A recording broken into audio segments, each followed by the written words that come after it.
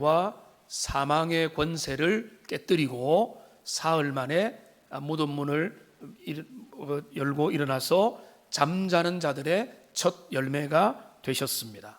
우리 주님은 부활하셔서 사람들에게 샬롬과 평안을 전하셨습니다.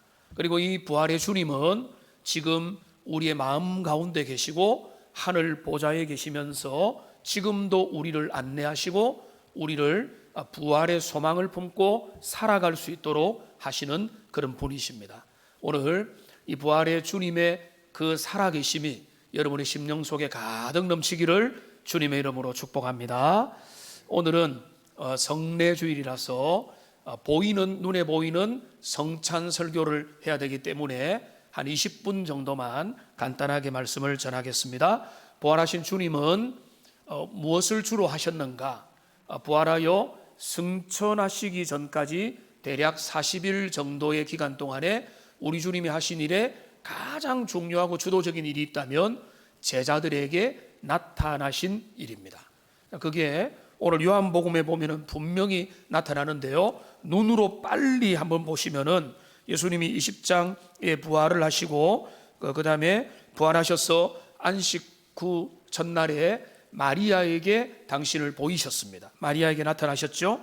그 다음에 19절부터 보면은 누구에게 나타나셨는가 하면은 도마를 제외한 10명의 제자들에게 부활하신 주님이 나타나셨습니다. 그리고 오늘 26절을 보면은 여드레를 지나서니까 안식 후 첫날에 주님이 나타나셨고 그 다음에 그 다음 안식 후 첫날, 그러니까 주일날 부활절날, 부활하신 그 다음 주일날 우리 주님은 도마에게 나타나셨습니다.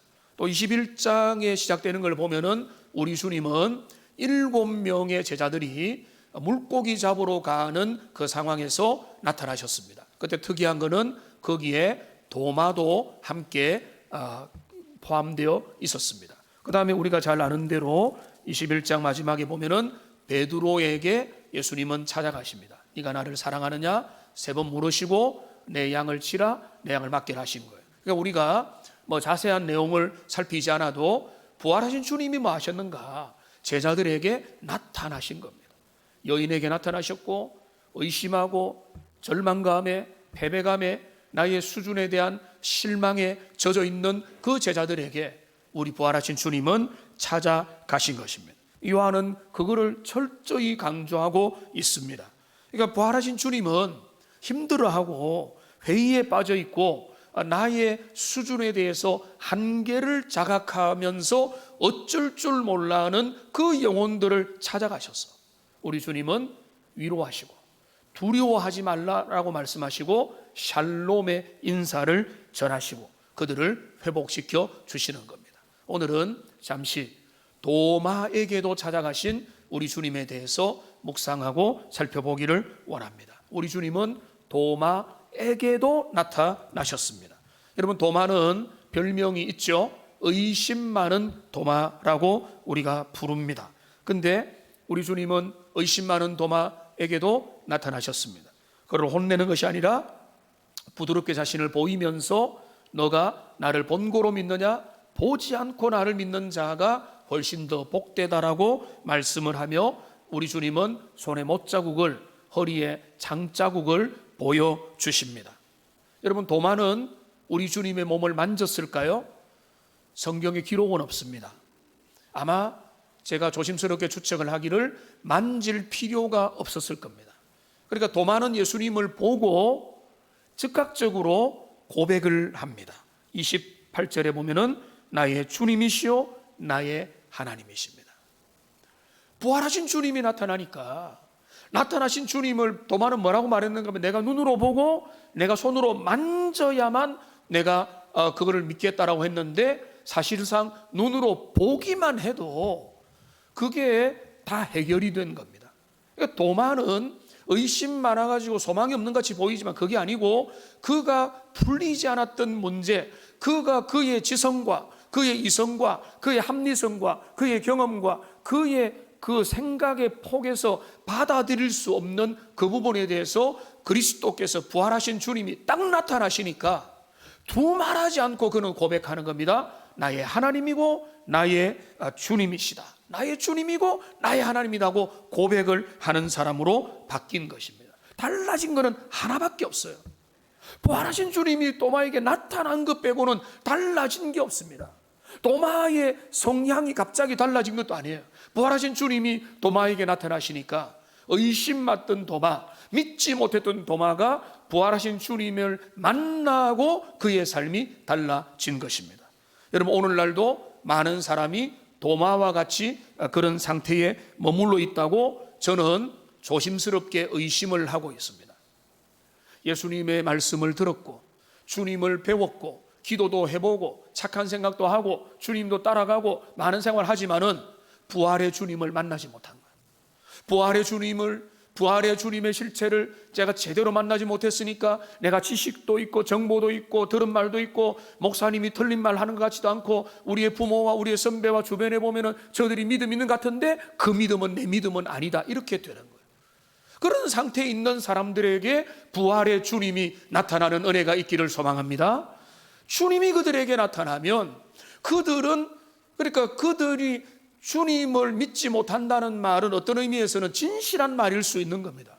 안 믿어지니까 못 믿는 거죠.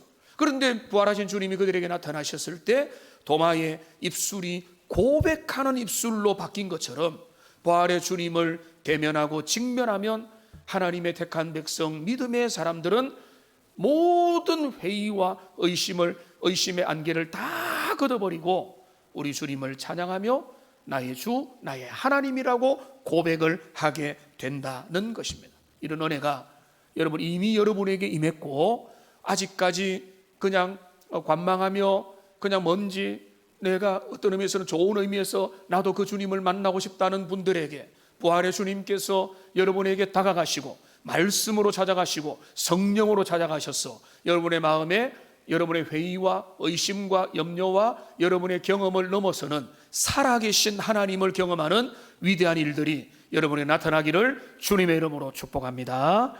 오늘 그런데 이 도마의 부활신앙을 막은 게 뭐냐? 우리가 굳이 한번 따져보면은 여러 가지가 있더라고요. 도마가 부활신앙까지 가지 못했던 이유를 몇 가지를 우리가 한번 따져보고 어떻게 우리도 주님을 고백하는 고백의 신앙과 부활의 신앙으로 나갈 수 있을 건가라는 생각을 해보기 원하는데요.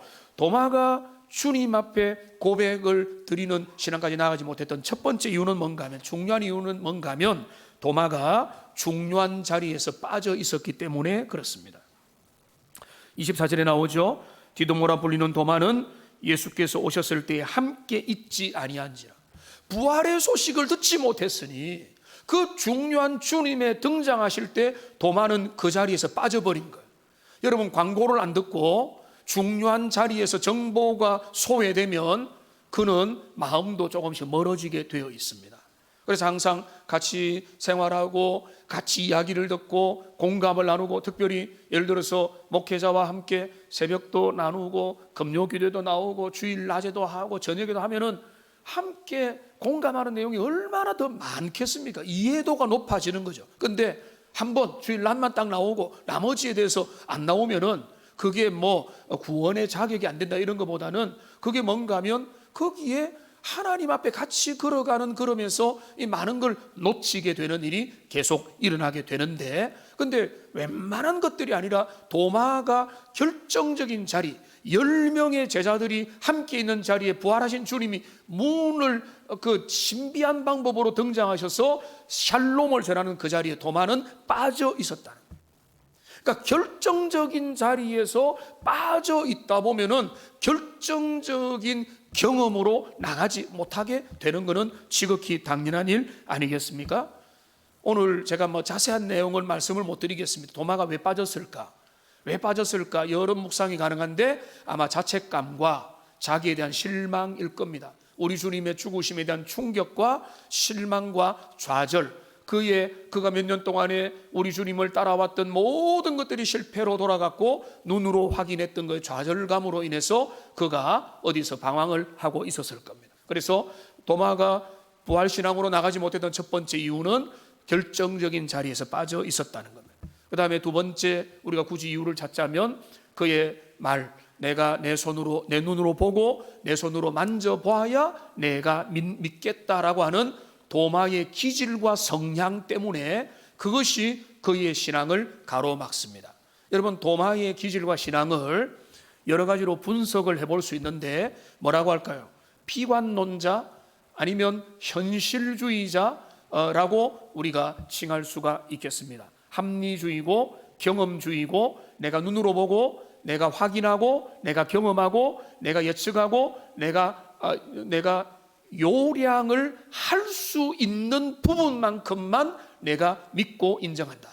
여러분, 이거는요 현대 사회에서 나쁜 겁니까? 아니죠. 아주 현실적이고 아주 실리적이고 아주 필요하다고 하는 자질인 겁니다.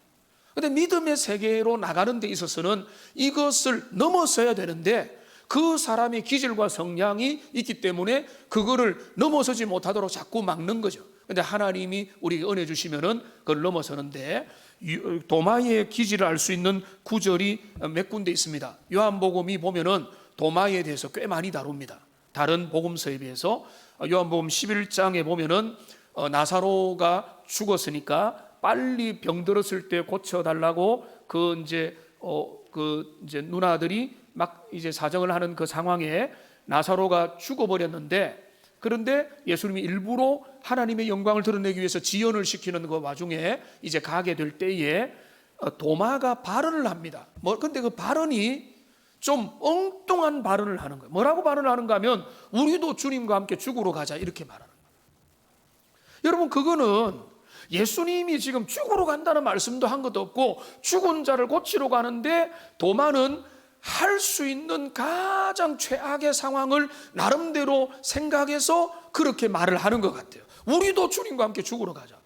그러니까 지금 그 물컵에 그 절반이 있으면은 절반밖에 없네, 얼마 안 남았네라고 하는 사람들이 있잖아요. 그러니까 현실을 아주 그 부정적인 측면에서 바라보면서 그거를 비관론적으로 바라보는 그런 기질이 강한 사람인 것 같아요. 그런 사람이 얼마든지 있을 수 있습니다. 그러니까 도마는 아주 최악의 상황을 염두에 두면서 우리도 주님과 함께 죽으러 가자. 그러니까 죽으러 가자는 말은 그 속에 도마가 충성스럽다는 거예요. 의리가 있다는 거죠. 그가 그냥 무턱대고 또 내빼는 게 아니라 지금 그 일이 아주 험난할 건데 가자라고 하는데 거기에 방점이 찍혀 있는 겁니다. 또 하나의 도마에 대한 기록이 요한복음에 나타나는데, 예수님이 이렇게 말합니다. 나는 이제 내가 간다. 내가 떠나가는데 내가 떠나가면 너희가 그 길을 알리라라고 하니까 도마가 대답을 합니다. 요한복음 14장 4절부터 6절에 보시면은 이렇게 대답을 하죠. 내가 어디로 가는지 그 길을 너희가 아느니라라고 하니까 도마가 대뜸 뭐라고 대답하는가 하면은 주여, 주께서 어디로 가시는지 우리가 알지 못하는데 그 길을 어찌 알겠습니까? 여러분, 속 시원한 질문이죠. 그러니까 도마의 수준에서는 너무나 정직한 질문인 거예요. 그러니까 질문을 참지 못하는 겁니다. 그러니까 도마는 제가 볼 때 훌륭한 학생이에요. 그러니까 그는 궁금했습니다.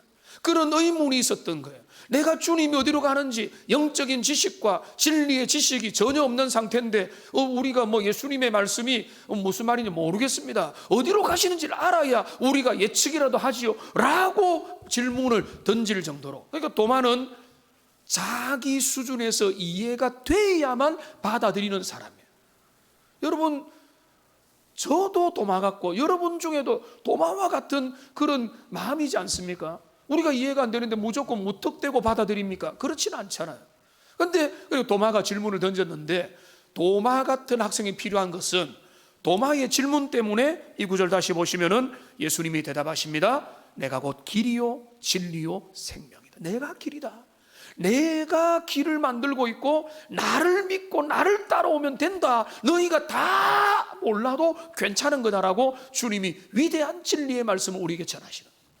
근데 분명한 것은 도마의 기질과 도마의 성향을 볼 때 그는 확인이 가능해야 되고 손에 잡혀야 되고 머릿속에서 이해가 돼야 되고 내 나름대로 합리적인 납득이 되어야 이해가 되는 그런 스타일이었다. 여러분, 그게 꼭 나쁜 게 아니라 스타일이 그런 거예요. 그러니까 그런 도마의 스타일 때문에 그렇게 질문을 던지고 그리고 했던 그 모습들이 나타나는 것입니다. 그러니까 지금 우리 주님이 부활하셨다고 하니까 여러분 믿겠습니까?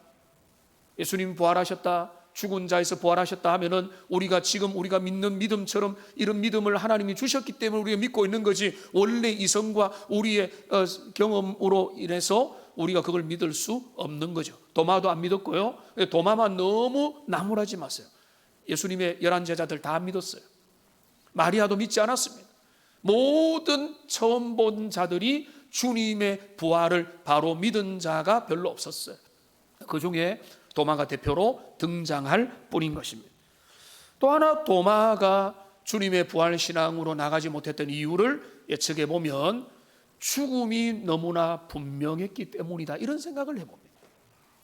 도마와 제자들은 얼마 전에 3일 전이 아니라 이제 3일, 일주일 전에, 10일 전에 우리 주님이 십자가에 달려 끌려가시고 모독당하시고 채찍질 당하시고 돌아가시는 장면을 누구보다 생생하게 보고 수많은 증인들 앞에서 죽음이 너무나 냉혹한 사실이기 때문에 그 영적인 부활의 지식이 없는 상황에서 죽음이 너무나 분명하기 때문에 부활을 믿지 않은 거예요. 무슨 말인지 알겠죠? 그 죽음을 너무나 강렬하게 경험했기 때문에 부활을 믿지 못하고 있는 것입니다. 마지막으로 부활을 믿지 못했던 도마의 신앙이 거기까지 나가지 못했던 이유 중에 하나는 믿을 만한 증인들의 증언을 믿지 않기 때문입니다. 여러분 보십시오. 10명의 제자들이 미리 부활하신 주님을 만났습니다. 10명의 제자들이 만나서 그들이 도마에게 알려줬어요. 주님 부활하셨다, 부활하신 주님이 우리에게 나타나셨다, 그리고 마리아에게도 나타나셨어요. 자, 그러면 이들은 뜨내기 장사꾼입니까? 우리가 믿지 못하는 사람입니까? 아니잖아요. 한두 명입니까? 아니잖아요. 10명의 사도들과 예수님의 어머니와 마리아와 막달라 마리아는 주님을 보았고 10명의 제자들에게 주님이 나타나셨으니 그들이 보았다라고 한다면 그 증언의 신실함을 믿고 이전의 믿음에 대한, 주님의 부활에 대한 예언을 알았던 것이 떠올랐다면 믿는 게 당연한데, 도마에게는 그 믿음조차도 없었다는 거예요. 그러니까 도마가 부활 신앙으로 못 나가는 이유가 이렇게 여러 가지로 많이 있다는 거예요. 그런데 이 도마가 그렇게 주님을 향해서 나가지 못하는 도마에게 주님의 은혜가 나타난 것입니다. 어떻게 은혜가 나타났습니까? 주님께서 도마에게도 나타나신 거예요. 여러분, 주님은 그 의심 많고 염려 많고 자기 경험의 세계에 사로잡힌 도마, 너는 안 믿었으니까 너는 뺀다 라고 하신 것이 아니라 그 의심 많은 도마를 일부러 방문하셔서 도마에게 맞춤식으로 그를 위로하고 격려하고 확인시키고 그의 믿음을 일깨워 주고 있는 것입니다. 부드럽게 다가와서 네가 만져봐라, 확인해봐라, 네가 본조로 믿느냐? 보지 않고 믿는 자는 더 복되다라고 말씀하실 때 도마는 이제는 더 이상 만져볼 필요가 없었던 겁니다. 그의 이성이 초월 앞에 침몰하는 순간이라 믿습니다. 우리가 신앙의 여정으로 들어오는 것은 바로 그거지 않습니까? 우리의 생각, 우리의 경험, 우리의 지식, 우리의 한계, 우리가 어릴 때부터 배워왔던 습관들의 모든 것들이 전능하신 하나님의 능력 앞에서 우리가 무능하고 우리는 주님의 권능을 인정하는 자로 바뀌게 되는 것입니다. 그러니까 도마는 즉각적으로 달라졌어. 여기에 인터벌, 여기에 기간이 없었습니다. 여기가 다른 게 필요가 없습니다. 부활하신 주님이 나타나시니까 바로 그는 고백을 하는 겁니다. 나의 주님이요 나의 하나님이십니다. 그리고 도마는요 일평생 복음의 증거자가 됩니다. 그래서 일설이 아니라 여러 전성들에 의하면 도마는요 이제 인도에 가서 복음을 전하고, 복음을 전하다가 결국은 이제 순교를 당하면서 영광스럽게 인도의 복음의 출발자가 되었다고 하는 증인된 삶에 대한 이야기가 분명히 남아 있는 것입니다. 여러분, 우리는 고린도전서 15장에서 이 부활하신 주님이 어떻게 등장하셨는가에 대한 이야기가 나타나 있습니다. 여기 15장 3절부터 8절에 보면은 내가 받은 것을 먼저 너에게 전하는데 성경대로 그리스도께서 우리 죄를 위하여 죽으시고 장사되셨다가 사흘 만에 다시 살아나사. 여기 이제 순서가 나옵니다. 게바에게 보이시고, 베드로죠, 12 제자에게와 500여 형제에게 일시에 보이셨고, 그 중에 대다수는 살아있고 어떤 사람은 잠들었고, 그 후에 예수님의 형제 야고보에게 보이셨고, 모든 사도에게와 8절에 보면은 맨 나중에 만삭되지 못한 연한 자 같은 내게도 보이셨느니라 라고 말씀. 한번 따라합시다. 내게도 보이셨느니라. 여러분, 이 말씀에 주목하기 바랍니다. 내게도 보이셨다는 거. 내게도, 그러니까 도마에게도 보이셨다는 이 말입니다. 저에게도 보이셨다는 이 말이에요. 근데 저는 이 말씀을 묵상하다가 야, 그렇구나라고 하는 깨달음의 지점이 있었어요. 내게도 보이셨느냐. 여러분, 이 목록을 보시면은, 여러분 그 앞에 있는 목록들은요, 지금 내게도 보이셨다 할 때 나는 누구죠? 사도 바울이지 않습니까? 사도 바울은 지금 부활하신 주님이 육신으로 지상에 계실 때 모습을 본 겁니까? 승천하시고 난 다음에 모습을 본 겁니까? 승천 이후의 모습을 본 거잖아요. 그런데 바울은 뭐라고 합니까? 내게도 보이셨다고, 부활의 주님이. 그러니까 저는 그렇게 고백할 수, 바울의 믿음을 따라서 부활하신 주님이 내게도 나타나셨다고. 그러니까 우리는요, 우리 주님의 부활하셔서 지상에 거닐던 40일간의 모습을 우리는 더 이상 재현할 수도 없고 우리는 그것을 기대할 수 없어요. 그런데 바울은 고백합니다. 그 부활의 주님이 내게도 나타나셨다. 그래서 그는 나타나신 주님 앞에 고백하고 부활의 증인이 되어서 평생을 살아간 것을 보게 되는 것입니다. 우리에게 중요한 것은 우리에게도 부활의 주님이 나타나시는 은혜인 것입니다. 주님은 누구에게 나타나십니까?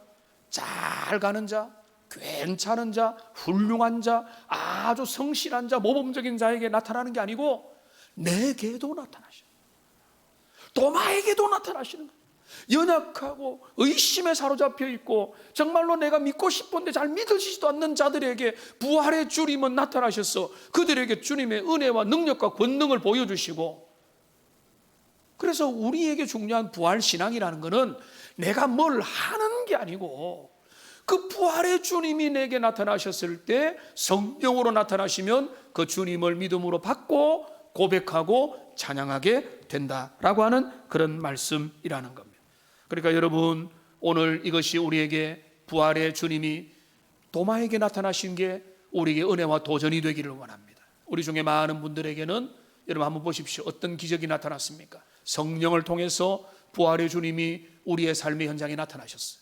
은혜를 깨닫게 하시고 주님이 전전전에 행하신 모든 일들이 그 십자가와 부활의 사건이 바로 나를 위한 것임을 믿어지는 이 은혜를 우리에게 이미 주셨어. 우리는 부활의 주님을 찬양하고 지금도 주님께 경배드리기 위해서 여기에 나와 있고요.